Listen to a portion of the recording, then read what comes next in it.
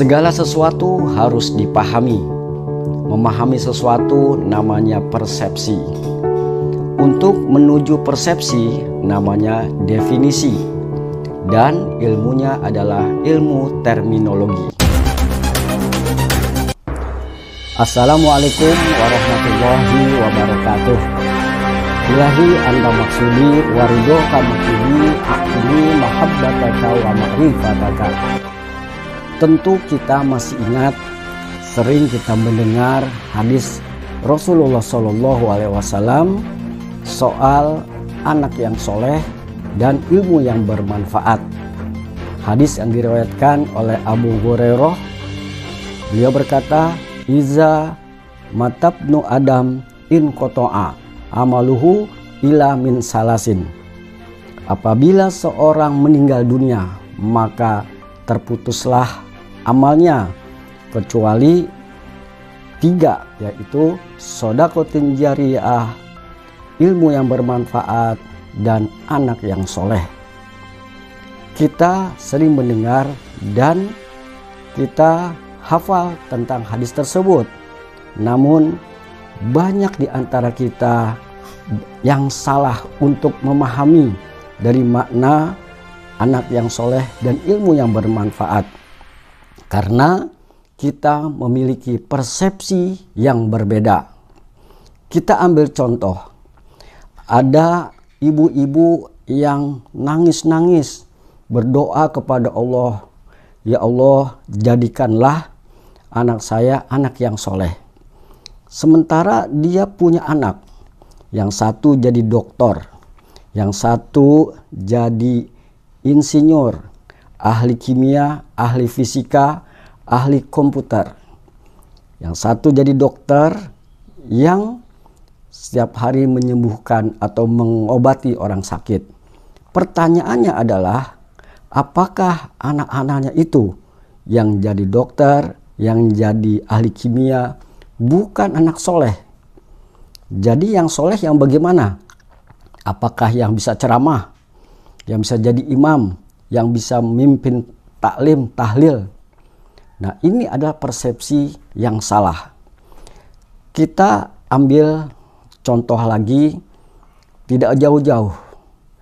Seandainya ada seorang pedagang, katakanlah pedagang yang sedang ada sekarang ini, pedagang cilok, makanan ringan dari Jawa Barat.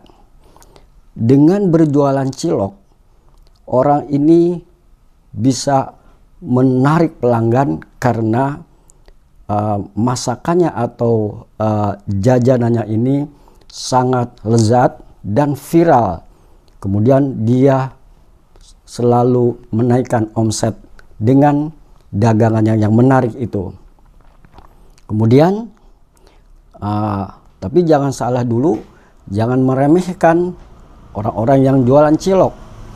Bisa jadi kita bayangkan kalau satu hari 1 tronton, bagaimana kehidupan pedagang itu, pengusaha cilok. Nah, kemudian pedagang cilok ini mengumpulkan ibu-ibu di kampungnya. Ada katakanlah ada 50 orang. Dididik bagaimana cara meramu cilok yang lezat dengan standar rasa bumbu-bumbunya sehingga mencapai rasa yang lezat sesuai dengan miliknya. Akhirnya ibu-ibu tersebut berdagang cilok dan menaikkan kesejahteraan ekonominya. Apakah ini tidak bermanfaat? Sekarang kita contoh lagi. Ada seorang ustadz, ahli tafsir, ahli hadis, ahli ilmu mantik, ahli ilmu balaghah. Dia ceramah di mimbar, kemudian turun dari ceramah, menggiring jamaahnya untuk membakar gereja. Mana yang bermanfaat? Yang satu ilmu cilok, yang satu ini ilmu goblok. Gara-gara perbedaan pemahaman, dia bisa merusak nilai-nilai persatuan yang ada di Indonesia ini. merobohkan semangat NKRI. Kita kasih tahu Bung, bahwa kalau kita punya KTP Indonesia, kita punya pemahaman yang berbeda. Kalau masih punya KTP Indonesia, inilah rumah besar kita.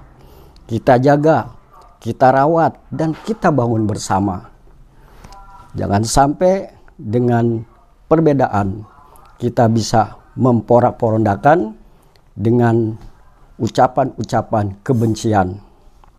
Pertanyaannya adalah, bisakah menjamin dengan persamaan agama, satu agama, kita bisa akur? Soal persepsi ini kita bisa tahu mana ilmu yang bermanfaat, mana ilmu yang membawa laknat. Ada satu contoh lagi. Kalau kita lihat ada seorang laki-laki yang satu, namanya katakanlah Bapak Darto. Bapak Darto ini istrinya marah-marah. Karena kenapa? Karena istrinya cemburu. Mendengar istrinya marah-marah, Pak Darto ini ternyata tertawa terbahak-bahak. Dia senang dan dia bahagia. Yang satu lagi namanya Bapak Asep. Bapak Asep ini istrinya juga marah-marah karena cemburu kepada Pak Asep. Ketika istrinya marah-marah kepada Pak Asep, Bapak Asep ini ternyata juga marah-marah. Nah, sama-sama diomeli tetapi reaksinya yang berbeda. Bapak Darto dimarahi karena cemburu istrinya itu, dia merasa senang, tertawa karena istrinya sangat sayang kepada dia. Istrinya sangat sayang sehingga takut kehilangan dan dia bahagia tertawa terbahak-bahak. Sementara yang satu, Ustadz Asep, ketika istrinya cemburu marah-marah, Ustadz Asep merasa tersinggung dan dia juga marah-marah. Ini adalah persepsi. Untuk kelanjutannya silakan simak dari Profesor Dr. Buya Syakur Yassin MA. Silakan.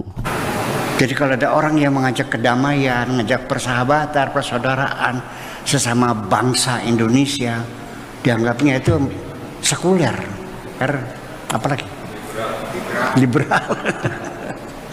Jangan kita bermusuhkan agama berbeda, nggak ada urusan tuh mah.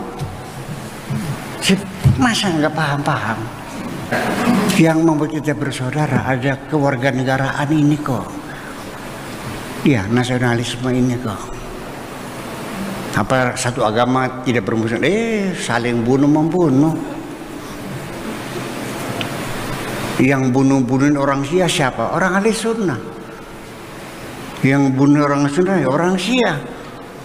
Orang siapa? Orang Mu'tazilah. Mu'tazilah, Qadariyah, Jabariyah, Murji'ah saling bunuh-membunuh sih. Sampai sekarang. Bersaudara enggak? Kejam kok. Ya sudah, kalau itu sudah tidak efektif, ya sudah kita membuat persatuan kita, persaudaraan kita, kesamaan keluarga negaraan, satu bangsa, satu negara, satu tanah air, satu bahasa. Namanya Indonesia. Aku sudah saudara, aku selesai. Bisa nggak sih kita bersaudara? Ya kan agamanya, Anda agamanya A, ya perginya ke sana. Anda agama B sana. Kita negara kita tinggal bersama, kita rawat bersama-sama, itu aja persoalannya kok. Ya, jadi artinya kembali lagi bahwa ilmu pengetahuan yang yang mapan, yang kokoh roseh, itu yang betul-betul memberi manfaat kepada dirinya, bisa merubah perilakunya. Ya, saya sendiri juga saya tidak mengerti, tapi ini yang bercerita istri saya, Buya ini sebetulnya wataknya mah keras. Hanya karena ilmunya saja dipoles-poles, akhirnya kelihatan lembut. Oh, jadi kalau begitu berarti ilmu saya mempengaruhi diri saya, merubah pribadi saya dari yang tadinya kasar menjadi lembut. Itu yang bermanfaat. Dengan ilmunya seseorang, Pak Tato mungkin dulunya dasarnya mau ngedit, tapi karena berilmu jadi dosen YIN akhirnya loman. Iya. Bermanfaat untuk dirinya sendiri. Dengan ilmunya dia menjadi pegawai negeri, ASN, sebagai dosen. Ya, tidak ada pekerjaan yang lebih mulia dari seorang dosen tuh. Iya. Itu kan gurunya mahasiswa. Jadi selama ini jangan Anda mengatakan bahwa yang berilmu itu hanya orang yang bisa ngaji. Ya, jadi artinya kita kembali lagi. Mungkin salah persepsi dari awal kita nih. Karena dulu kita belajar agama melalui proses indoktrinasi. Ya kan? Dengan dressur, dengan indoktrinasi, bukan dengan mengembangkan daya menalar. Makna soleh nggak jelas. Wa waladin solehin yadullah, anak yang solehnya bagaimana? Ketika saya mengatakan orang Amerika orang yang soleh, banyak yang marah. Jadi sing soleh sira. Kamu yang soleh. Ketika ada seorang buruh namanya Marsina. Ini ceritanya dulu. Dia nuntut naik haji, dia mati dibunuh orang. Ya kan, dia mau itu. Yang mencak-mencak, yang marah-marah orang Amerika, menuntut hak kemanusiaan. Masa buruh naik haji nggak boleh dibunuh? Sih gimana lagi? Ya, dia kan bukan ponakannya Ronald Reagan, bukan menantunya George Bush. Dia orang Indonesia yang dikenal, tapi manusia mereka bela. Soleh nggak? Beli sembahyang sih. Di sini persoalannya. Jadi gara-gara beli sembahyang ya beli soleh. Jadi sing soleh siapa?